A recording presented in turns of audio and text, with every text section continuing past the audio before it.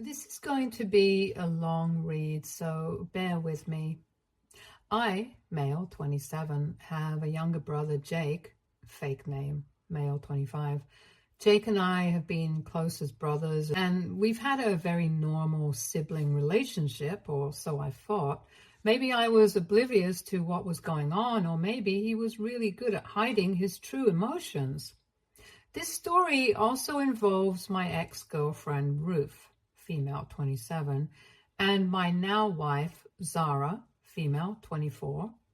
Jake, Zara, and I went to the same school.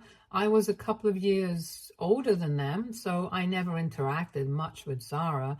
I knew Jake and all of his friends, and we played together at times, but that was the extent of our interaction. By the time I reached my junior year, Jake and I started growing apart a little because we had very different interests. I kind of figured that something like this would happen and that it was a natural outcome of growing up, so I didn't really push for a close relationship with him.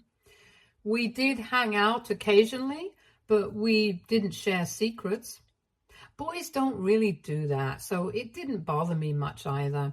The only thing of significance to this story is that while I was about to leave for college, Jake was hanging around with a couple of his friends and their girlfriends, one of whom was Zara. Before you start accusing me of being a creep or a groomer for going after a 15-year-old, I want to make it clear that nothing of that sort happened.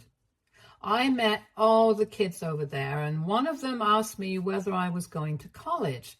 When I told them, Zara chimed in that it was her dream university, and I just remarked that she was more than welcome to ask for my help. When she replied, that was it. I had no other interaction with her at school. I then went off to college and forgot all about that little interaction because it was inconsequential. In college, I met Ruth, and we were classmates. We hit it off instantly.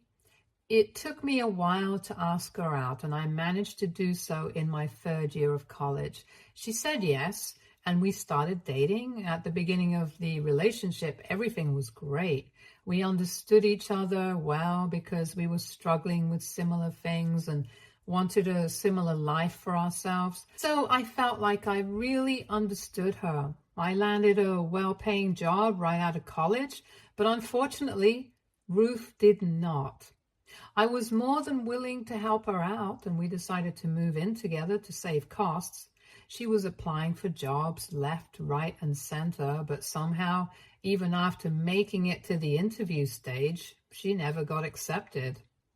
I knew this was taking a mental toll on her, and while I did earn enough for the two of us, it was still difficult to save much because it was so early on in my career.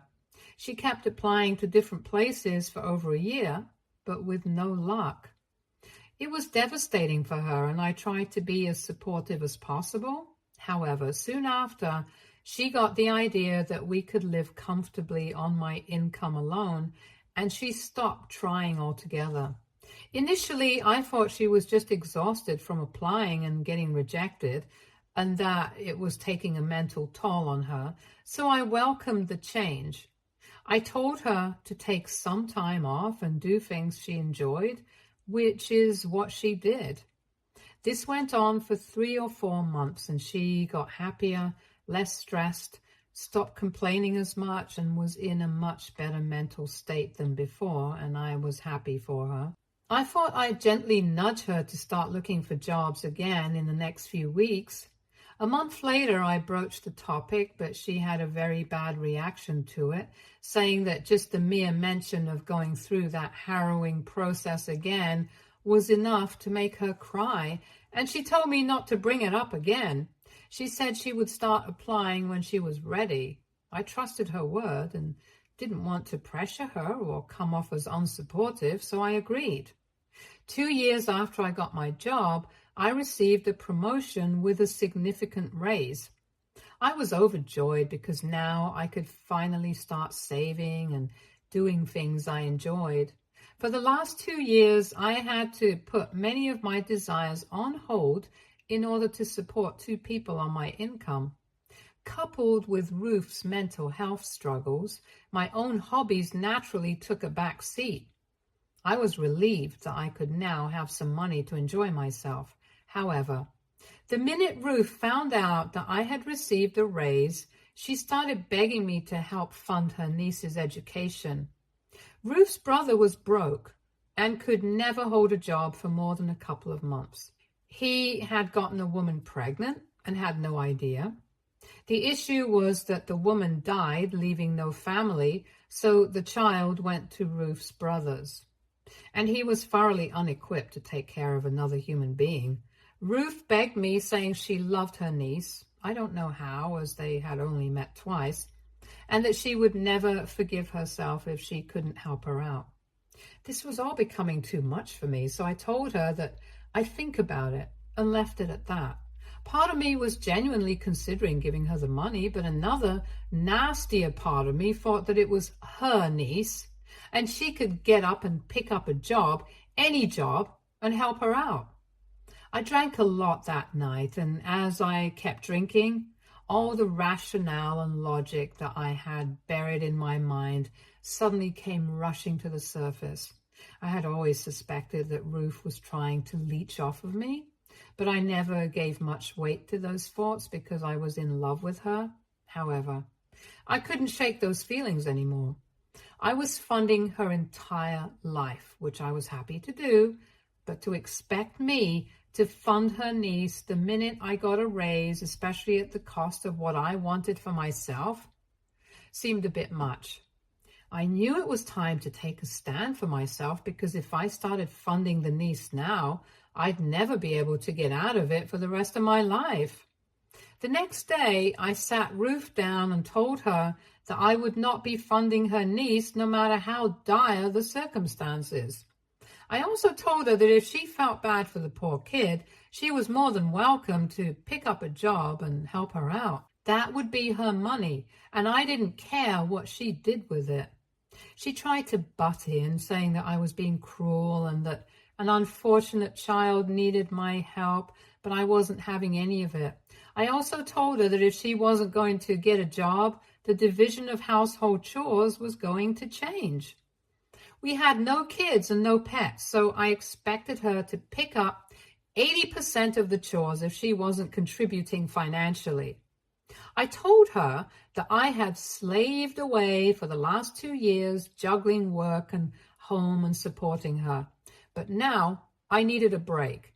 If she wasn't willing to support me monetarily so that I could have more money for myself, then she had to help take some of the workload off of me. To say that she started yelling would be an understatement. I don't think I've ever had the unfortunate experience of listening to such high decibels before. It was a miracle I didn't leave the conversation with my ears bleeding.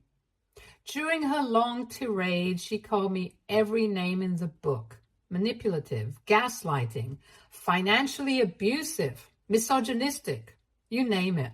But to me, I just needed a break. Why were we even partners if she couldn't do this for me? The fight went on for a long time. I think she believed I would give in because I've always been non-confrontational. To her surprise, I didn't. We were at a stalemate for a few more days when I tried to revisit the topic, but she shut me down again. That's when I knew we were done. There was no future for me in this relationship, where all I was doing was subsidizing her life and getting nothing in return. The breakup was ugly. She didn't have anywhere to go because she didn't have a job. I told her that I was willing to give her some money to sustain herself for a month or two, but by then she should have her situation figured out because I was done. Cue the waterworks. She started crying, saying I was bluffing and pulling the entire drama routine. I told her that I wasn't interested in this relationship anymore and my decision was final.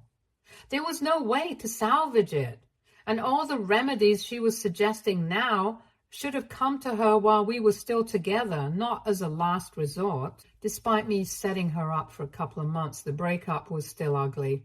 It was only after she moved out that I realized just how much dead weight I had been carrying. I had so much time and energy to devote to myself. I picked up hobbies I had abandoned back in school. It was through these hobbies that I reconnected with Zara. Zara didn't go to my college, but ended up pursuing painting and the arts as a profession. I had always enjoyed doodling as a kid, even though it was a kind of secret hobby because it wasn't considered masculine enough. Well, there was an art exhibition in my city and I went out of curiosity, and that's where I found Zara. She had put up a piece in the exhibition and we got to talking. This was a few months after my breakup with Ruth. I asked Zara how everything was going, and we made small talk, which we both enjoyed. We decided to meet up again, and she promised to let me know if there were any other art events in town. She did. We met up again, and we slowly started falling for each other. It took me a year to ask her out, but by then I was already madly in love with her. I tried asking Jake about her, but he said they hadn't been in contact ever since she broke up with the guy from his friend group back in school. I won't go into all the details of my relationship with Zara because it's not relevant to this story. Just know that it's always been a warm and equal partnership between us, and I knew pretty early on that she was the one I wanted to marry. During this time, Ruth tried to get in touch with me a couple of times, but I always rebuffed her. Zara was always aware of this whenever it happened, and she was secure enough to not doubt me. I introduced Zara to my family over dinner a year into our relationship, and by this time we had already started contemplating marriage. My parents don't interfere in their kids' personal affairs, so that was never an issue. It was a good dinner, and Zara got along well with my family. We were all talking about how funny it was that life works in mysterious ways and how it was pure chance that I bumped into Zara again. It was then that Jake quipped that he couldn't believe his middle school crush was going to be his sister-in-law. It seemed like a light-hearted joke at the time, and everyone present took it that way. Zara even said that Jake was the only guy in their group who was remotely interesting to talk to. It was a fun dinner, and I thought nothing of Jake's comment. He seemed really happy for me, too. Little did I know he had been harboring feelings for Zara all these years, even though he'd been in multiple relationships. The issue started during the wedding planning. It wasn't obvious to me at the time because I never would have thought my own brother would pull something like this. It was little things at first, messing up the time for the dress appointment, forgetting to check in with the caterer, things that could be attributed to him just being forgetful. I now know that it was deliberate on his part to create a rift between Zara and me and somehow stop the wedding. None of it worked. We were too strong to be rattled by a few missed appointments. Even though it was a high-stress situation for both of us, if anything, Zara became even more short and snippy with Jake, which only hurt him more. The final blow came on the wedding day. All this time, I had not been in contact with Ruth. I didn't know where she was, what she was doing, or how she was faring, and frankly, I wasn't interested. Little did I know Jake had been in touch with her for months leading up to the wedding. He was hoping for some kind of intervention-like drama, and if nothing else worked, he planned to get Ruth to coerce or persuade me into leaving Zara. She wasn't on the guest list, but she showed up as Jake's +1. And this was surprising to me because everyone in the family had met Jake's girlfriend, and we were expecting her to be there. I didn't have time to ask him what Ruth was doing there, but I had a bad feeling. Thankfully, Zara hadn't noticed Ruth by this point. Just before Zara was about to walk down the aisle, Ruth stood up and started screaming in front of everyone, claiming that she was the love of my life and she was willing to take me back and that I didn't need to marry Zara. It caused a huge commotion and Ruth started crying and stomping her feet like a petulant child. It was pathetic, to be honest. I ran over to Jake, grabbed him by the collar and told him to leave. He said he had come to make everything right, claiming that Ruth and I were meant for each other and that Zara and he were meant to be together. He rambled on with some delusional nonsense, and I was appalled. I asked my friends to escort both him and Ruth out of there. At this point, Zara had come out, and I don't even know whether she fully grasped what was happening, but she calmly walked over to Ruth, slapped her in front of everyone, blew her a kiss, and asked her bridesmaids to start the music. I've never seen something more iconic in my life. It was so humiliating for Ruth. And instead of creating a scandal around me, she just turned herself into a spectacle in front of everyone. The rest of the wedding went as smoothly as it could, given the circumstances. It was a dramatic day, not at all what I had hoped for, but there wasn't much I could do to salvage the situation at that point. I blocked Jake right after the wedding. I wasn't interested in hearing his side of the story because he had already shown me plenty. It was disgusting and despicable, more so because Zara and Jake had never even shared any real bond. He was delusional and frankly dangerous to be around. Most importantly, I felt horrible for his girlfriend, Violet. A few days after the wedding, I called Violet to ask why she wasn't at the wedding and why Jake didn't bring her as his +1. I wanted to know what kind of story he had been feeding her before I decided to meddle in their relationship. She was pretty short with me, saying I didn't have to pretend to like her and that she would much rather I drop the facade and be honest with her. I knew instantly that Jake had used either me or Zara as an excuse to keep her from coming to the wedding. I asked her why she was saying that. She told me to cut the act because Jake had already told her that she wasn't invited. That's why he didn't get a +1 for the wedding. She said she didn't mind him going and didn't mind that we didn't like her, but she was very put off by the fact that the entire family pretended to like her when in fact we couldn't stand her. I emphatically told her none of that was true and that Jake had misled her. I begged her not to tell Jake or our parents about our conversation for the next 2 weeks, and Zara and I would meet her after we returned from our honeymoon. She said she wouldn't betray Jake for us, so I had to send her a photo of the actual invitation that was sent out to Jake, which clearly had a +1. I also sent her screenshots of my conversations with Jake, where I confirmed her attendance with him. She said she didn't believe us. I told her I understood and that we weren't asking her to trust us. We just wanted her to keep quiet until we could meet and clear up the miscommunication. She agreed, but I didn't know if she would actually stick to it. I could only hope nothing would go wrong while I enjoyed my honeymoon, but I was really looking forward to showing Violet Jake's true colors. Update 1. I didn't realize this story would gain so much attention.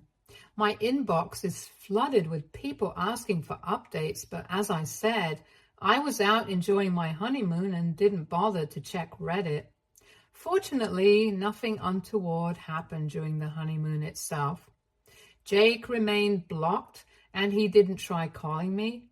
Violet sent a short text saying she hadn't talked to Jake about our conversation, but wanted to meet as soon as I returned from my honeymoon.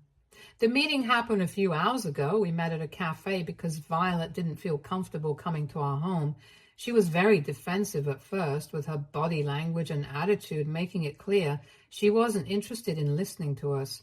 But we told her what had happened in detail. At first, she refused to believe us, calling us crazy for accusing Jake like that. However, during the honeymoon, I asked some friends if they had any videos from the wedding. While there wasn't one video that captured the entire ordeal, a few people were making videos and we managed to roughly piece the incident together. I showed those videos to Violet and then explained the whole Ruth situation. That's when she started to believe us. She asked Zara if there had ever been anything between her and Jake, and Zara firmly said no. Violet found it hard to believe that Jake would be so delusional about everything, especially if there was nothing going on. Zara said she was baffled as well. There had been a maximum of 10 to 12 in-person interactions, and she didn't know when or how Jake fell for her or assumed she had fallen for him. We told Violet we thought it was our duty to make her aware of what was happening, and that she was free to do whatever she wanted with the information. We also told her that we had blocked Jake and were going no contact with him, and we didn't see that changing anytime soon, if ever. She said she understood where we were coming from, but she also said she wanted to confront Jake and do it as soon as possible. We tried to dissuade her a little, but she said she owed it to herself, especially since she was pregnant, to know whether it was wise to stay with Jake. Both Sarah and I congratulated her on the pregnancy and told her we would support her no matter what. She said she was sure she wanted to proceed with the confrontation, but for that, she would have to disclose that we had reached out to her and shared everything. Though it wasn't ideal, as both Zara and I wanted to stay out of the Jake drama, we also knew standing by Violet was the right thing to do. We told her she had our full support and we would do whatever it took to help her out. That was all that happened at the meeting, but I know this isn't the end. Things are about to blow up for Jake, and he has absolutely no idea what's coming. Update 2. I know this update is coming very soon, but things have escalated beyond repair. I've unintentionally started a storm, not that I regret it, and Jake is about to go down hard. After Violet spoke with us, she didn't waste any time and went straight for the jugular. She called up Jake and asked if he was at work. When he said yes, she marched over to his office that very minute and confronted him. Things got ugly. She went straight into his office. She was allowed in because she told them she was dropping off some files for him and asked if he had pulled the stunts we had told her about.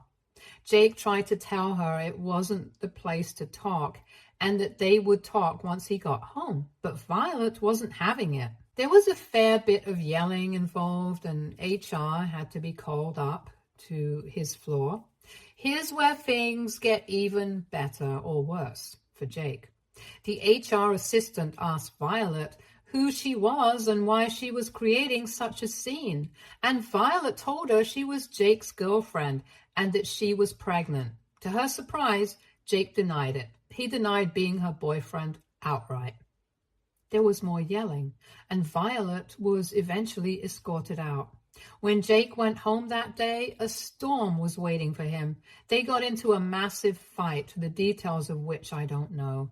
What I do know is that it came to light that Jake had been cheating on Violet for a long time. And the woman he was cheating with was none other than the HR assistant who had intervened during the confrontation.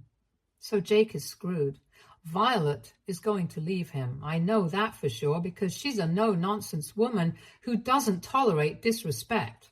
For her to condone cheating and forgive Jake is next to impossible. As for his affair partner, Jake's office has a very strict no-dating policy.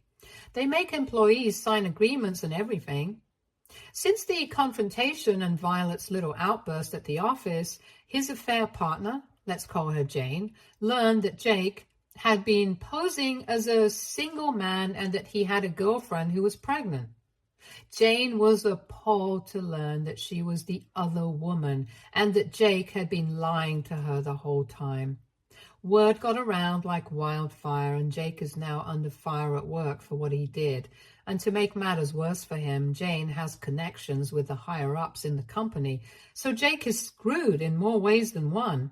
He might lose his job, and he's definitely going to lose Violet. Oh, and Violet has also kicked him out of the house. Turns out the house they lived in belonged to Violet's grandmother, so Jake has nowhere to go. Jake paid us a visit in the middle of the night to explain all this to me. I don't know why, but I let him in. I've never seen him so furious in my life. He kept screaming about how I ruined his life and how I never deserved someone like Zara, and that she would one day leave me for him. He sounded so unhinged, it actually made me scared for his mental health. He needs help, a therapist, or maybe even a psychiatrist. Jake got violent with me too. I know people will call me an idiot for not calling the cops on him, but at the end of the day, he's my brother and I didn't want to cause more problems for him. I felt pity for him more than anything else. It's impossible to fathom how someone can destroy their life with one stupid decision. He had everything anyone could have wanted. A great job, a loving, loyal girlfriend, and now a baby on the way, and he blew it all away with one stupid decision after another, living in a bubble of weird fantasies. I just feel sorry for him at this point. Update 3. Jake lost his job, and this comes as no surprise, but I still feel bad. Violet has broken up with him and doesn't want anything to do with him. My parents are fully supporting Violet, as are Zara and I. Now, Jake thinks I've turned the entire family against him over a harmless prank. Yeah, now he's calling his declaration of undying love a prank. Nobody is buying into this new narrative of his, and he has been completely ostracized by the family. I don't know where he's staying now, and this drama has been getting on my nerves. I'm a newlywed, and I can't keep running around dealing with the mess Jake has made. I know I started this by involving Violet in the first place, and I'm glad I did, but I never anticipated it would blow up this big. It's a total mess, and I don't see how Jake can recover from this. My parents are furious with him for throwing everything away and basically being a scumbag, and I don't blame them. We weren't raised like this, and I don't know how he turned out this way. That being said, this will be my last update. Zara and I have decided we need to leave all this behind us. We will be there for Violet and our niece or nephew in whatever capacity she needs, and she will always have a home with us, but other than that, we're done. Thank you, Reddit, for all the advice. I never thought I'd have a dysfunctional story of my own to share, but well, it is what it is. Stay tuned for more stories from Argo Relationships.